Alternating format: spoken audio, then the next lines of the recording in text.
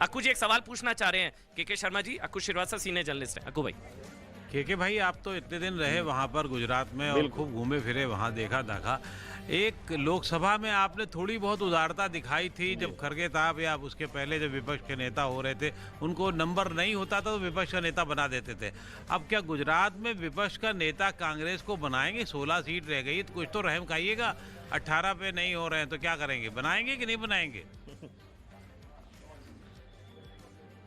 देखिए श्रीवास्तव साहब, प्रतिपक्ष का नेता बनाना नहीं बनाना ये भी जनता ही निर्णय करती है, और वो तो बात उदारता की और ये सब चीजें तो बाद में आएंगी, लेकिन यदि जो है जनता नहीं उचित समझ रही है कि इनको प्रतिपक्ष के लायक भी छोड़े तो हम क्या कर सकते हैं उसमें। और मैं बार बार जो अभी चर्चा चल रही है गुजरात में, मैं एक बात और कहना चाहता हूं प्रमुखता से। वहां तमाम लोगों ने कहा, मैंने अलग अलग विषय बता रहे हैं कि आम आदमी पार्टी और इसने वोट काट दिया, इसने वोट। क्या आप स्टैंड अप इंडिया योजना के तहत 1 करोड़ का लोन लेकर अपना खुद का बिजनेस शुरू करना चाहते हैं? तो फ्रीडम ऐप को डाउनलोड करें और इसकी पूरी जानकारी अभी प्राप्त करें। ऐसा कुछ नहीं हुआ।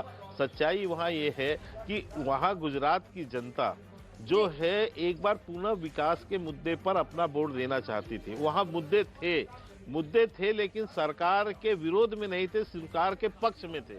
उनको चाहिए था, गुजरात की जनता शांति चाहती है, गुजरात की जनता जो है सुरक्षा चाहती है, क्योंकि वो एक वैश्विक राज्य भी है और वैश्विक राज्य होने के कारण से उनको हमेशा इस बात का रहता है कि यहाँ शांति बनी रहे, सुरक्षा बनी रहे और आगे का रोड मैप हो। मैं केवल एक छोटा सा उदाहरण देकर अपनी बात समाप्त करूंगा। जब हमने कहा, जब हमने समझती हूँ अभी के शर्मा जी का ये कहना था कि बहुत सारी ऐसी सीटें, 26 अभी आंकड़ा है, लेकिन वो कहते हैं कि बहुत सारी ऐसी सीटें हैं जहां पे जीत हार का फासला बहुत कम रहने वाला है और इसके लिए उनके मन में उम्मीद है कि शायद ये आंकड़ा, ये ऐसा होना पॉसिबल है क्या अभी?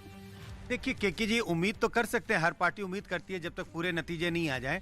और सच्चाई ये है कि अगर आप 68 सीटों को देखें हिमाचल की और पिछले 3-4 चुनाव को देखें तो तकरीबन वहां 30-35 सीटें ऐसी होती हैं जहां जीत हार का फासला बहुत कम होता है, 3000 3,500 के अंदर में।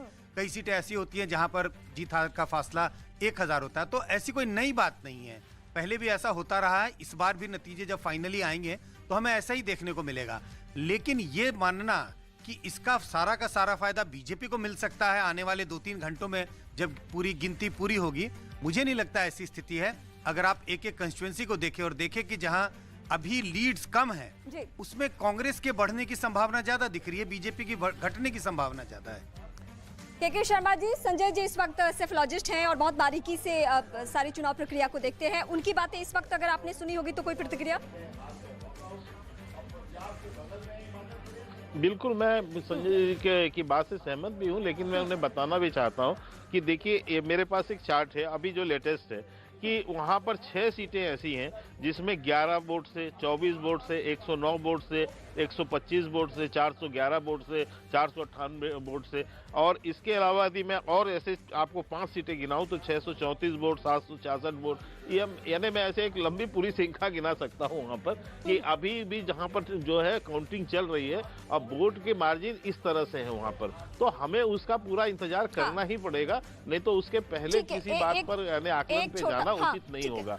देख एक बात जो मैं कह रहा था, एक जो बात मैं कह रहा था, के शर्मा जी, पॉलिटिकल एनालिस्ट राहुल लाल बोल रहा हूँ।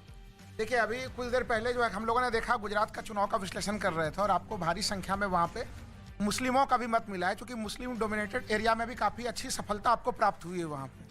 ठीक है, बहुत छोटे से ब्रेक के लिए रुकती हूँ, ब्रेक के बाद इसी को हम कंटिन्यू करेंगे, बहुत छोटे से ब्रेक के लिए।